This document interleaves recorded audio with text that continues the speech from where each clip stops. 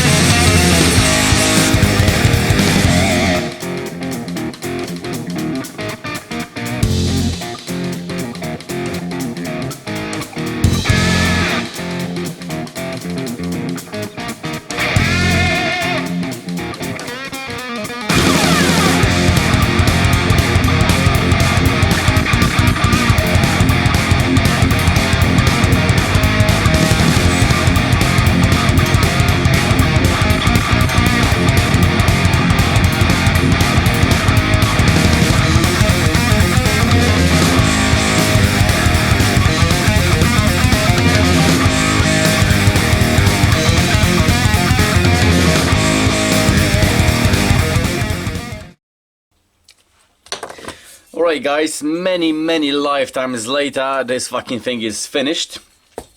This is how it looks like.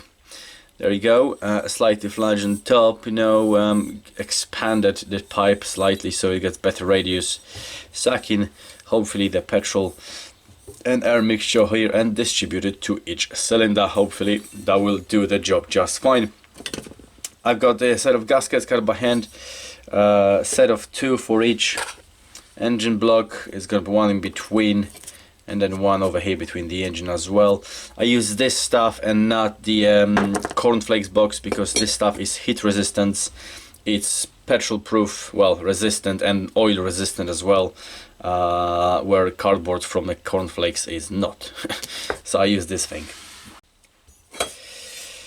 Let me mount it on the engine right now temporarily and see whether that's going to do the job. We're going to distribute the petrol through the carb and air mixture right to the engine, whether that's going to run it properly or not. Because this is the thing, I don't fucking know yet whether that's going to be functional as the other one was. Obviously later on when I install it, I'm going to use like a gasket seal tube, heat proof, heat resistant silicone kind of thing. I've got a specific one for the exhaust as well, and it's high temperature resistance, so they're gonna be sealed in just fine, but this gasket for now will do just fine. Right guys, by the way, I did test it old school way. I was blowing some air into it, block all these holes, and I just submerged it into water, and there was no air escaping, there was no air leaks anywhere around these joints, which is always a good news. Right, enough bullshit. I'm gonna have some beer and I put it in the bike, see what happens.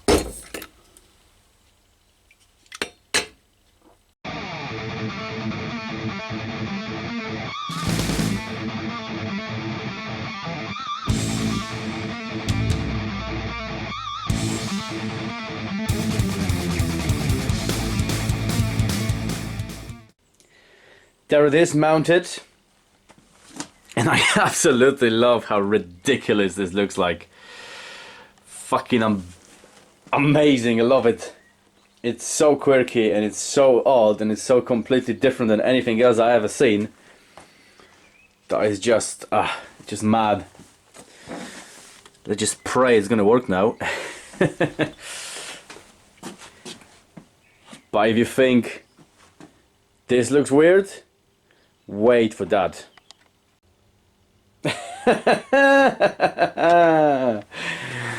Look at this bad boy. Yeah, I know. I need to get some proper mounting screws and something to go inside there just to actually filter the air. But this is fucking insane. Look at that thing. It sticks out for a mile.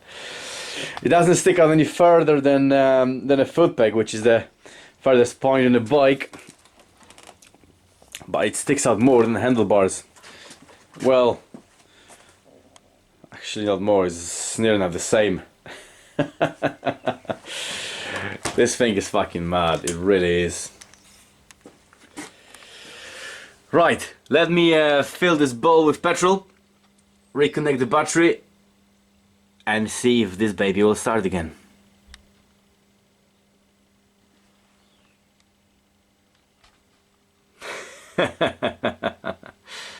Right guys, this is literally, virtually the first time I'm actually gonna start this with this new carb adapter. I've got a little bit of petrol, you've seen this contraption before, a little bit of petrol here, resting safely against one of my cases. Don't do this shit at home. And I really have no idea what to expect. In theory, I replicated exactly what was there originally, but better, much better. You saw the whole process, took a lot of time, but then again, maybe slight imperfection somewhere here and there. I changed the diameter slightly of the inside pipes, you know, so it's fuck it, let's see what happens. I'm really dreading that moment. Yeah, I got no throttle connected to it, so I need to operate it from the actual carb. Here goes nothing.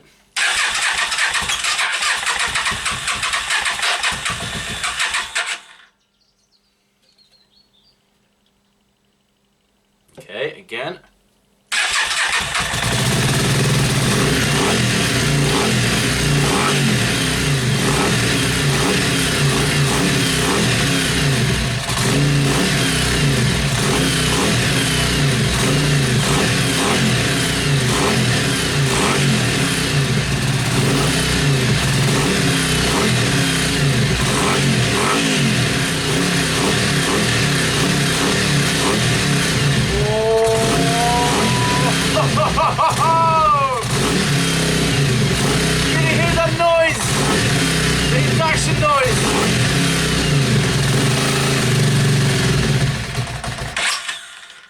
Yeah! Did you hear that induction noise through that ram pipe? Did you hear that fucking roar? Oh man, knuckles for a beer. Thank you very much, Virago. Just made my fucking week. Woo!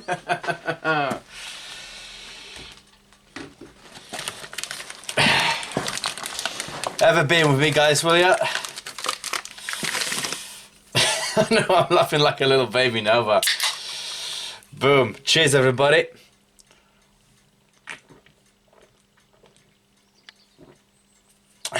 And maybe not a big achievement because he has been running before. I know he has been running before, but hearing that starting, there's the first time I'm running the ram pipe as well, and that fucking ram pipe.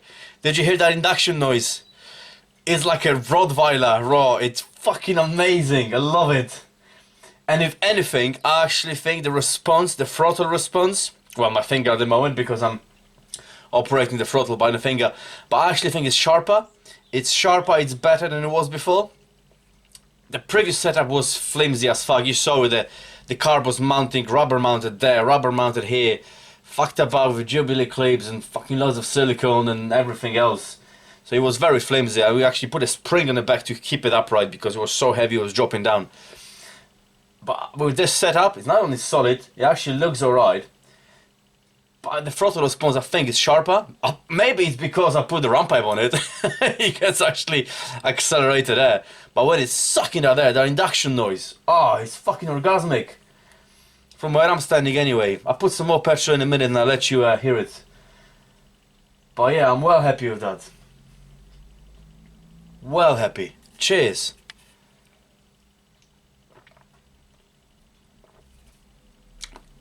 Hoping you're having a beer right now and celebrating with me. Because after all, we're building this bike together. Remember that. There are many options on this bike. I'll let you to choose. I'll let you choose in the past. Like with the seat and some rear sets and some other bits and bobs. And I'm guessing there's going to be some few things in the future. And I'm going to ask your opinion as well. And not to forget your endless suggestions, which I'm reading all your comments on all your suggestions. And there are many clever people out there on the other side of that camera, in front of a computer screen or your tablet, your mobile phone, whatever you're watching it on. So thank you very much, guys. You know, without you, that project wouldn't be, well, it probably would be possible, but it wouldn't be that enjoyable, and I wouldn't be pushing myself to make it even better and even greater. And every single detail I'm working on, like my life depends on it. You know, I'm trying to make every little bracket, just trying to perfect it as to best of my abilities, my skill, and best of the thing I've got in the garage, the tools. So thank you very much, guys. I salute you. I dedicate this project to you guys. Thank you very much. Cheers.